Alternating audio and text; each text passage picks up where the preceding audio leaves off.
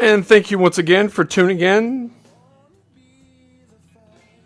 to another edition of Real Talk on 92.5 WLSD The Vault. And tonight we're going to be diving into a more low-key movie. A movie that you probably have never heard of. And a movie that's probably fallen below your radar over all these years.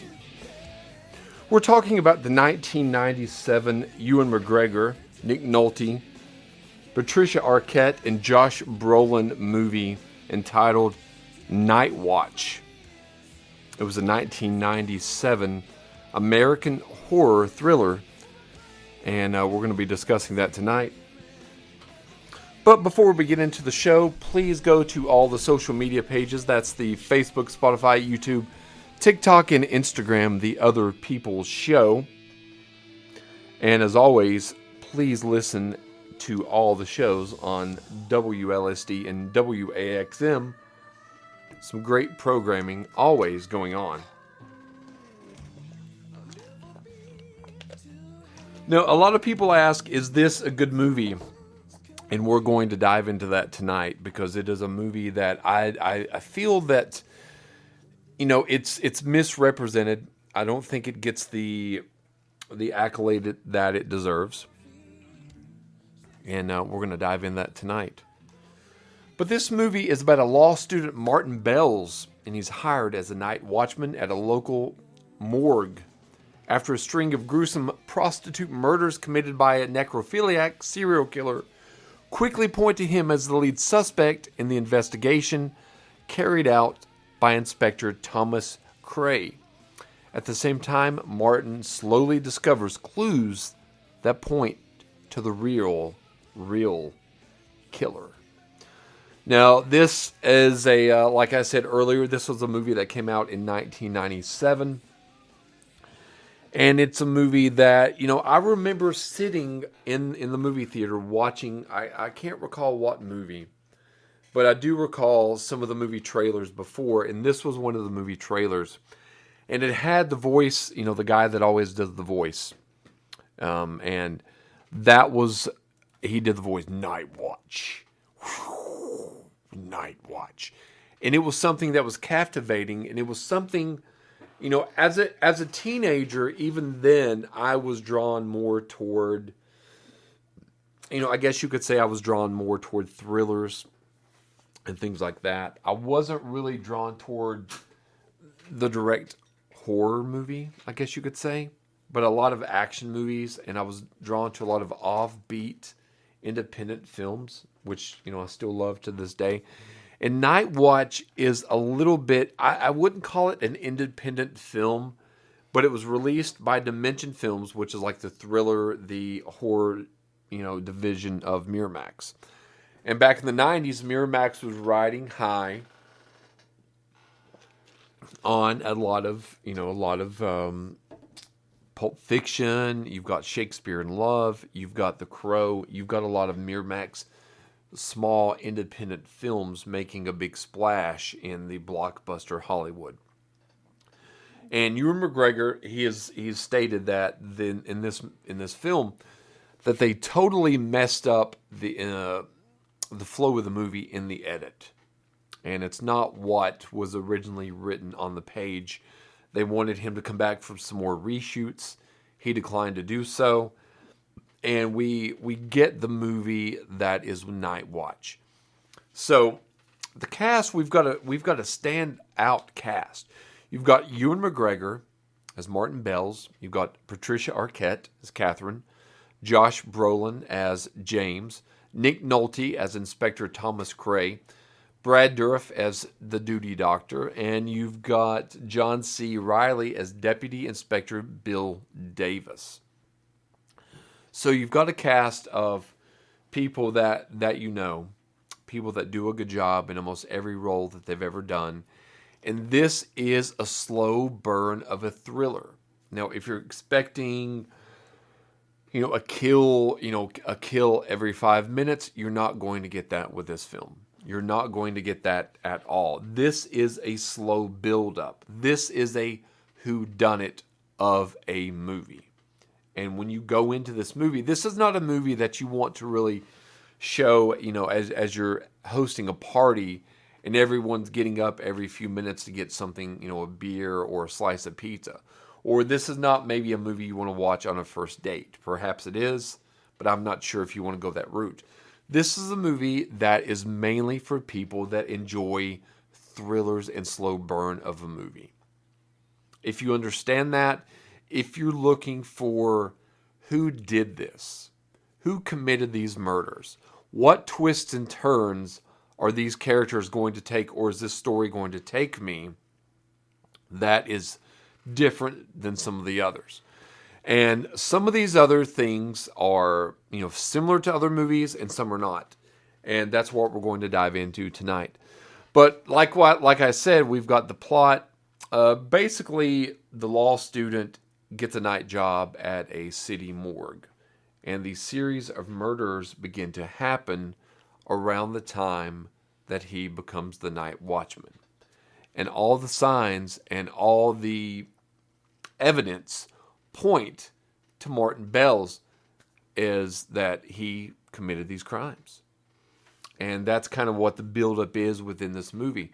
Now, this was a movie you have to think back in 1997, Ewan McGregor wasn't probably who he was, as he was today, as far as I'm trying to find the words. He wasn't Obi-Wan at this point. He was basically, from Trainspotting. That was what I mainly knew him from. I knew him from A Lifeless Ordinary, which is one of my favorite movies. I know him from Nightwatch. And I know him from a lot of these smaller type movies. But obviously, he has done a lot more, big movies. He's done he played opposite Margot Robbie in Birds of Prey in 2020. He was Obi-Wan in the Star Wars television series and the movies, obviously, the first number 1, 2, and 3. And he has been in, countless things, Down with Love. And he's kind of an actor that really, outside of the Star Wars franchise, really hasn't had a lot of what you would say hit movies. Not really. He was in Moulin Rouge. He was in Black Hawk Down, Down with Love. He was in Big Fish, Young Adam. The Island. Stay with Naomi Watts and Ryan Gosling. The list can go on and on and on. But Ewan McGregor at this point in his career was, from what I've researched, just searching for a small budgeted movie. I guess he had probably filmed Star Wars at this point. Maybe not. I'm not 100% sure. But this was like a mid-budget movie. And this was kind of like what he was looking for. He surrounded himself. He's a young actor in this. I mean, he's 54 years old now. In 1997, he was what? Probably, 20, 26, 27? So he's, 26 years ago, I guess you could say this movie came about. And he was looking for a small budgeted movie that was about $10 million, which was what this was. And he decided to go for it. And, I can imagine being him. He's wanting to, I guess he's already broke into America with Trainspotting. That was, a big hit on the independent circuit. And it, critically it was, and financially it was as well. But this was a movie that Ewan, and I think his, talent agency wanted to position him where he was around a group of good actors and actresses. And you've got Lauren Graham, you've got Nick Nolte, you've got Josh Brolin, Patricia Arquette, and Ewan McGregor is the centerpiece of this, a little bit of an ensemble of a movie. And I do remember, now I didn't see this in theaters. I rented this on VHS, and upon release, and upon watching it, I was a little bit disappointed to be honest with you, upon watching it initially. Now, years later, separated from being a teenager and being, I always had a little bit of an old soul when it came to movies. I never did, typically like the movies that had like the fart jokes or the crude humor or the broad things like that. That was never my cup of tea. I always liked more of the independent stuff, more of the character studies, more of the slow burn of movies, which, I do to this very day. And Nightwatch, now watching it, I rewatched it again last night, and I rewatched it maybe 2 months back, is just that type of movie. It is a slow burn of a movie.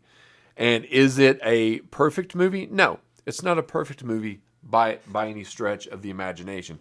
But is it a movie that keeps you intrigued? Is this a movie that keeps you guessing? Not 100%. It doesn't keep you guessing 100%. It's hard for me to objectively sit back and think, did I know who the killer was? Did I know, leading up to these twists and turns, who they were?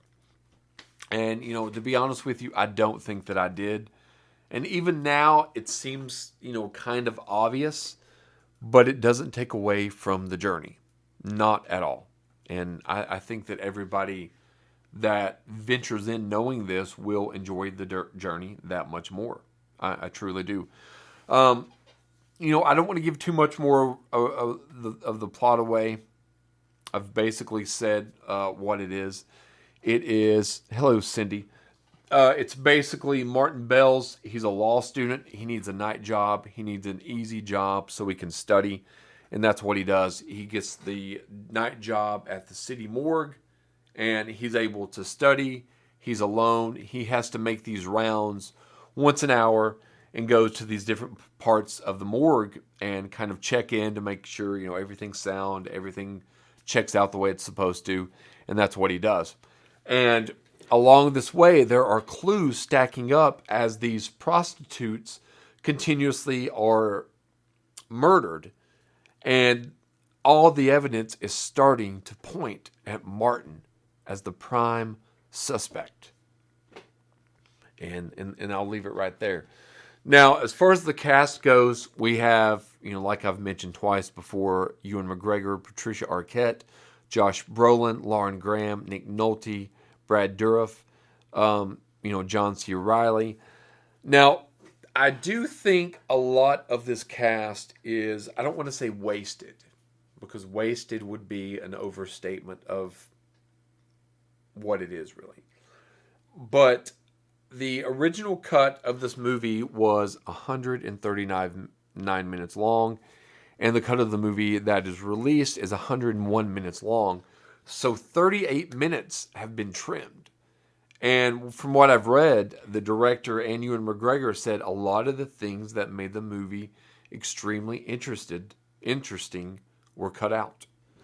And they used to call Harvey Weinstein Harvey Scissorhands,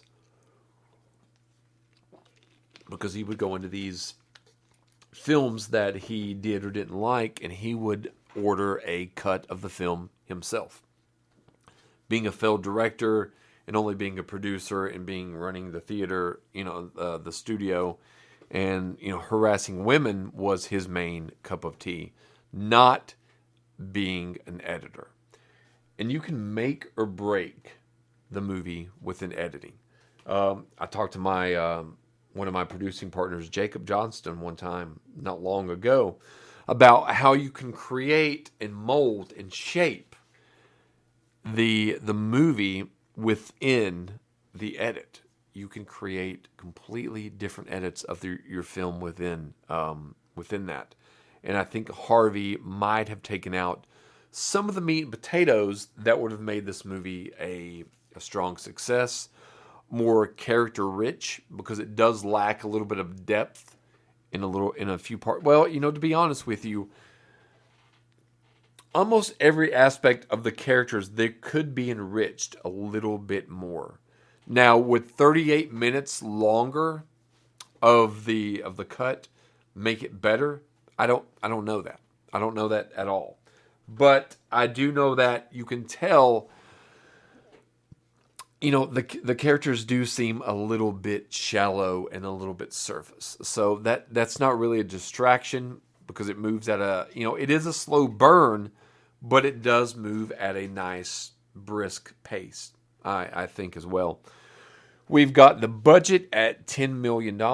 This made 1.3 in the United States and worldwide. I've not been able to really find a total, but it wasn't a financial success at all. I mean, this movie, even if you go to IMDb, it's got a 6.2. Rotten Tomatoes only has a 27%. I think it was a 41% on audience scores. So I don't know if a lot of people will really dive in and want to watch this movie based upon just finding out about the IMDb, the Rotten Tomatoes, the critical score. Sometimes you cannot go by those factors. Sometimes you have to go by instinct. And you would look at the poster, and this has a good poster. You would go by the movie trailer, and this has a very intriguing movie trailer. This, even now, 28 years later, it's very intriguing, and it makes you want... If you love movies, it makes you drawn into it. It draws you in. And it makes you want to explore. And especially after you've known these actors and actresses' full body of work, because we're at full 28 years later, you've got this whole cast. Josh Brolin has come on to become one of the biggest actors of the last 10 years. Patricia Arquette has made her name in, True Romance, Stigmata. She had her TV show Medium. Nick Nolte, we've got him, from The Prince of Tides, 48 Hours, things on. And he's up in his golden years now, still putting out good work. Ewan McGregor, he's in his 50s now, and he is still doing good work. So if you go back and you look at the body of work that this cast has done, this is kind of like where they're learning their craft even more. This is where they're together honing a script and trying to make this work out. It's a whodunit. It's a suspense. It's a thriller. And they're doing everything that they can to make this script work. Now, what I've read and the research that I've done is that test audiences altered the way this was produced, the way this was edited. And I totally disagree in the test audiences. I've participated in these test screenings. And what they do... I participated in one. It was an Antonio Banderas, Rebecca Romaine Stamos movie called Femme Fatale. It wasn't called that when I watched it. I was walking around in the mall. They came up to me and they said, "Hey, would you be interested in screening a movie?" I said, "Yeah, sure." They gave me a card. They gave me the actor's name. They gave me the title. I went into the movie, watched it, and then they had cards with questions on each card. And then based upon that card, they edited the movie based upon about 300 people sitting in that theater. And that's the same thing they did with Nightwatch. They had 300 people watch it multiple times. They thought Ewan McGregor's character is one of the most unlikable. And I got to be honest with you, there's not really a likable character in this movie. His character is unlikable. He's not really all that caring. He's mainly only just about himself. And just like I said, Harvey cut out a lot of the meat and potatoes of the movie. But that doesn't distract from the mystery. That doesn't take away from the fact that what's going on? Who committed these heinous murders? Is it Josh Brolin's character? Is it Ewan McGregor? Is it Nick Nolte? Is it Patricia Arquette's character? You really don't know going in. And with these characters, it's a really good selling point. What was happening is what I think is this movie was only released in about 400 to 500 screens. Unless you build word of mouth, or unless you're an independent film building up and you're platforming out, which is what a lot of Ed Burns movies do, or Woody Allen movies used to do that. They would open up in LA, New York, they would do well, and then they would go to others, Kansas City, Los Angeles, things like that. They didn't do that with Nightwatch. They put it in a couple hundred theaters. They didn't have any confidence. They quit marketing, and then it flopped.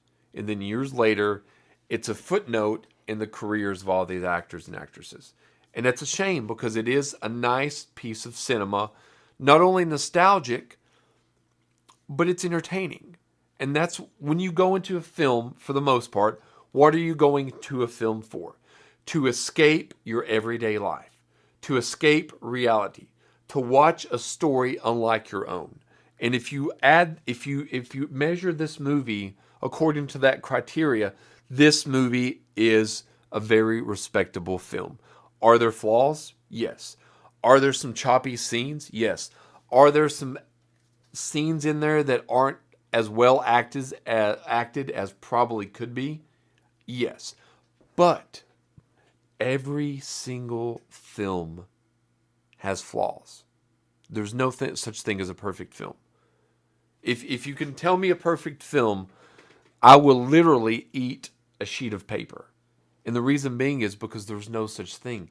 Every single film or every piece of music that's ever been released have had some sort of flaw. And the reason it's had a flaw is because we are humans. And humans are faulty. But that doesn't take away from the entertainment value of Nightwatch. Now, the score is very moody. There's not a lot that I can play on here, but it's very morose. It's very mild. It's very, we'll just play a little bit of it. It's very 90s. There's some REM on there. You got like a little bit of, what could be,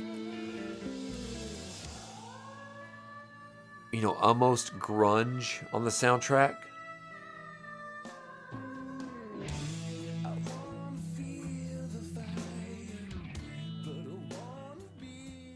But the movie, and I don't know if anyone else is like this. A lot of the times when I'm trying to fall asleep, I'll watch what I call quiet movies. These are the movies like The Machinist. You've got a lot of horror movies are kind of quiet, excluding the killing scenes. This is a quiet movie. Paranormal Activity is a quiet movie. Longlegs is a quiet movie. This is Seven, probably the best serial killer movie of all time, is a quiet movie. And this is a movie that I often fall asleep to. Now, when I say fall asleep, I'm medicated because I've got emotional and mental problems. But that being said, as I'm drifting off, I'll cut the movie off. But this is a movie that you could fall asleep because it's very quiet. It's very soft. Moths in the light fixture. Creaks. Little sounds. They're all encapsulating. And they all add to the entertainment value of Nightwatch.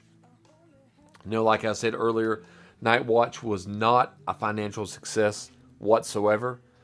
I don't even know if it's gathered a cult following over the years. There's been very, very few people that I've ever mentioned this to that's ever heard of it. But it is something that I would, I think I'm going to, I don't want to highly recommend it, but I would warmly recommend checking this movie out. It's worth, I purchased it on Fandango for about $10. So I do think it's worth that, as it has good entertainment value and good replay value. But if you're not looking for a slow burn, then don't. I don't want to mislead you right away. The poster, I've always thought the poster was a pretty good poster. It's got everything that kind of pulls you in. It's kind of almost in a photogenic scenes of Ewan McGregor, some of the lead characters, maybe a dead body, someone in shadow, and, disturbing-esque type images in Nightwatch. That's the title right away. That gives you everything that you need to know. He is being framed for murder because he is the night watchman at the morgue. Who is it? It's a whodunit. Am I going to tell you who did it on the show? No, of course I'm not. Because you need to go watch this. No, you're not. No, I'm not going to. But I do think that it would be very, I think you will enjoy it. I don't think you'll think it's a waste of time. Do it at night. You know, maybe have a shot or two or whatever. Go into it knowing what this is. This is not a murder a minute movie. This is not nonstop action. This is a slow burn character study serial killer film. And it's a 90s film at that. So that if you like the nostalgia of the 90s, then you will like this because there's a lot of little throwbacks. You know, like the Walkman or answering a telephone that's not a cell phone. So there's a few little things like that too. But I do think this is a movie. And say, I love what you're saying. You do? About this film. Yes, I actually love what he's saying about this film. And you haven't watched it yet, have you? And if anything, and what he has said cannot sway you to watch this film, trust me, this is it. This is your friends, your family, your coworker, your everything telling you, hey, let's watch this film together because absolutely it is definitely worth talking about. Yes, and worth your time. I'm not going to... Not wasting time. No, because... This is not wasting time No. right here. This film is full of it. Yeah, I agree. And I think that you definitely should. So my recommendation is go ahead and watch it. If you watch the movie and you do not like it, personally message me and I will refund you the $4 that you spent to rent it. Unless it's a lot of people, then I won't. If it's a few, then maybe. But that's how much I stand by this film. I think that I'll give you $3.99 back if you do not enjoy this film. So he's not going to give you the $4 back. Me and myself, Lana Hamilton, at however you can find me on Facebook, I will give you that money back. The $4, yeah. Yes, that $4. If you don't like it, if literally you really don't like it and you're not just being a dick and saying no. Yeah. Well. To get your money back after you watched it, you will know. Exactly. I actually said a bad word. So definitely check out Nightwatch. Thank you for tuning into the show tonight. Next week, I'm not 100% sure what we're going to be diving into, but it's going to be something entertaining. It's going to be something that you'll enjoy. Please go to all the social media. That's the Facebook, Spotify, YouTube, TikTok, and Instagram, The Other People's Show. And Lana has a new show that's premiering very soon. It's always mental at midnight, so please tune into that. That'll be coming soon. And tune into all the programming on 92.5 WLSD, The Vault.